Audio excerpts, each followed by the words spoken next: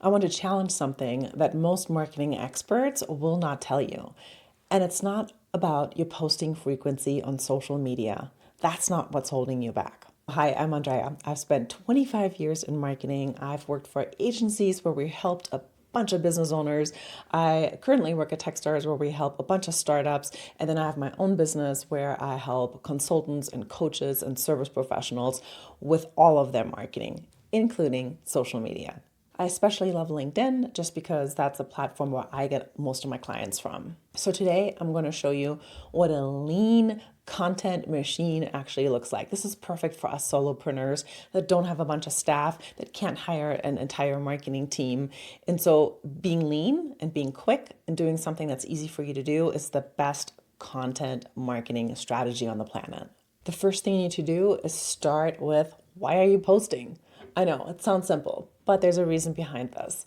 You are going to start posting something that's just willy-nilly because you haven't thought about your brand, you haven't thought about what you stand for, you haven't thought about your value propositions, your pain points of your customers, and so you just post what you see. There is no strategy behind that, and it's going to look really disjointed. So instead, if you actually figure out your brand, what it is that you do, what's the differentiator? What's different about you? Like my differentiator is like, I'm not into bro marketing. That's not my thing. I don't do bro marketing tactics. What's yours? That is so important because you need to build that personal brand. And then what's the value when somebody works with you or buys from you? And then what pain points do your clients have? Because you want to address that specifically. Only then, when you have all this figured out, write it down somewhere so this is your brand. At that point, this is when you start working on your content pillars. And I actually have a free workbook for you if you want to download it. It's in the description. It's your personal brand workbook. It's pretty long, but I want you to actually think about these things because it's so important for you to know this in and out. And then the next thing, of course, is what is your business goal? Is it right now just to get noticed? Is it to grow your email list, which I highly, highly recommend?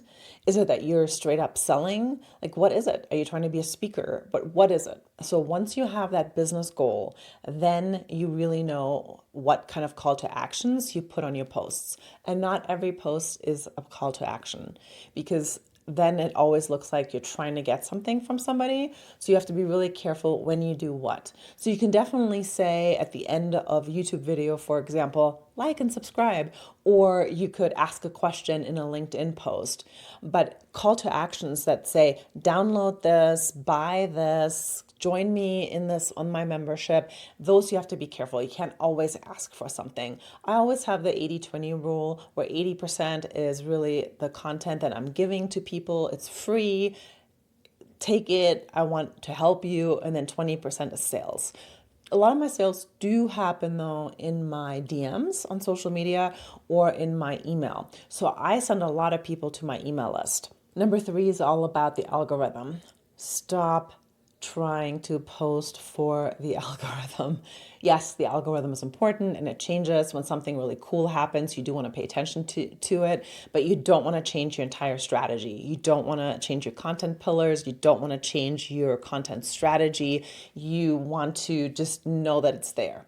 For example, at Techstars, we have a content strategy and we stick to it. And then a couple of years ago, carousels were really big. And so we said, okay, let's just make sure we add in a bunch of carousels as well. So it wasn't a total strategy shift. It wasn't a content strategy change. All it was like, let's do this because this is important. So yes, pay attention to it this much, but your business goals, your personal goals, and what you're trying to achieve is always going to be more important. Number 4, content creation without overcomplicating things. This one I like because that's kind of what I love. I am a content creation beast. I love to do a lot of content, both at my job, both for my business, and I do just enjoy making content. That's why I'm here on YouTube. If you don't enjoy it, that's okay. There's systems for this. I'm not going to go into the complete detail of the system since that's what I teach in my impact membership. And it goes really deep. And I also have a LinkedIn course that it just goes, there's a lot. It's hours and hours and hours of content. But what I want to tell you here is that you do want to have some kind of system. And the easiest way to do that, obviously, right now is with AI. I prefer Claude over ChatGPT when it comes to content. It just writes better for me. And so it depends on what platform you're on, right? Let's say you're on LinkedIn. Make sure you know what you're talking about. You have your content pillars, and then your content pillars will dictate what you're going to write about. And you can easily do that with Claude if you teach it how to write like you, sound like you, and then you just put in like bullets. You can really literally say, like, I want to talk about green plants, plastic plants that don't fade in color. Here are some points that I want to make. X, Y, Z. Write a LinkedIn post, or a Substack post, or a Facebook post, wherever it is that you're playing. So it's just so much faster to do content nowadays. And I like to repurpose everything. So I always take a hero, and a hero is usually wherever is the most text. So for me, I write a video script, and that video script is my hero. And then I take that hero content and I repurpose social media posts, graphics, quotes, shorts, little videos, reels. And that way I only do one new theme, one new thing, one new hero once a week. And then everything else gets repurposed from that. Easy peasy. As for cost, so I use Canva to make graphics. I do have the paid version, but there's a free version, so you're good with that. If you're on YouTube, you do want to make sure that you have a good microphone. Sound is really important. I use a Logitech webcam. At the time of making this video, I'm pretty new at YouTube, and so I don't need a fancy camera yet. And so I have a goal: when I reach this amount of followers, then I'm going to get a better camera. And when you do create visuals, you want to make sure that there's consistent. Even like zoom out of my YouTube video when you're done with this, or you can even pause it. You can see I have 3 main brand colors. They're the same brand colors on my website. They're the same brand color on other social media platforms, and they're the same ones that I keep using on YouTube. So everything is brand consistent with me, right? You have my name, Andrea Palten, you have my company name, CMO Growth Guide, and you got those 3 colors. So you need to make sure you establish that. I actually have a video on that. I will link it at the end of this on how to create your visual brand. Super fun video. It actually like helps you create a mood board. So I'll link that at the end. And then number 5 is build a community that knows you. Because we all know when somebody knows you, they need to like you, and then they need to trust you, and then they need to buy from you. And so a community is just the way to go. So for me, my community is my email list. I like to make sure that I grow my email list as fast as possible. But some people use communities, for example, like a free Facebook group. People use School, SKOOL, Circle, and all those different tools. But again, the email list is really that you own. And so it's the best one to try to grow your community on. And then once you have your community, don't just like email them once a month. You do have to email them more often than that. I like to email weekly. Occasionally, if I have news or something going on, I email twice a week.